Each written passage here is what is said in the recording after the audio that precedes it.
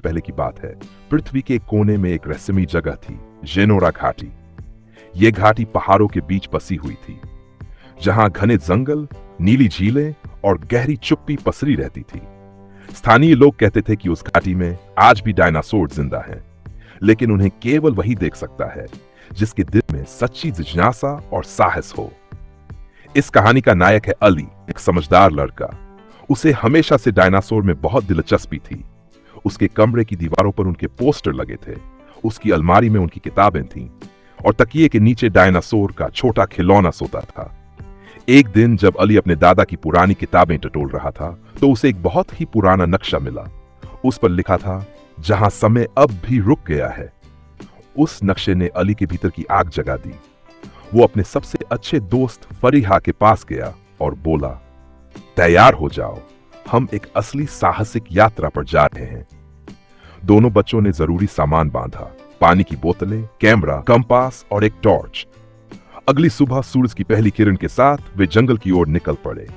जैसे जैसे वे अंदर बढ़ते गए, जंगल गहराता गया। पक्षियों की आवाजें धीमी हो गई और पेड़ मानो कुछ छुपा रहे हों। तभी जमीन एक हल्के कंपन से कांपी। फरीहा थोड़ा डर गई, पर अली की आंखों में चमक थी, और फिर झाड़ियों से एक छोटी सी आकृति निकली। वह एक बच्चा डायनासोर था। उसका रंग नीला था और आंखें इंसानों जैसी भावनाओं से भरी थीं। उसका नाम था डैनी। डैनी बोला, तुम लोग बहादुर हो, आओ मैं तुम्हें हमारी दुनिया दिखाता हूं। वो दोनों बच्चों को लेकर जेनोरा घाटी के उस भाग में ले गया जहां 5 अलग अलग डायनासोर प्रजातियां छुपकर रहती थीं। वहां उन्होंने देखा एक विशालकाय लेकिन शालीन टी-रेक्स जिसका नाम था रिगर। उसकी आंखों में सच्चाई और अनुभव झलकता था, लेकिन घाटी खतरे में थी। एक पुराना ज्वालामुखी फिर से जाग रहा था। अगर वो फट गया तो पूरा इलाका राख में बदल जाएगा। डैनी ने बताया कि केवल इंसान की मदद से ही वक्त रहते कुछ किया जा सकता है। अली ने जल्दी से योजना बनाई।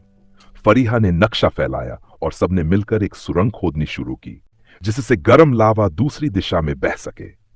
टी-रेक्स और बाकी डायनासोर मिलकर खुदाई में जुट गए। घंटों की मेहनत के बाद आखिरकार गर्मी बाहर निकलने लगी और ज्वालामुखी शांत हो गया। वो दिन बच गया और साथ ही डायनासोर की दुनिया भी।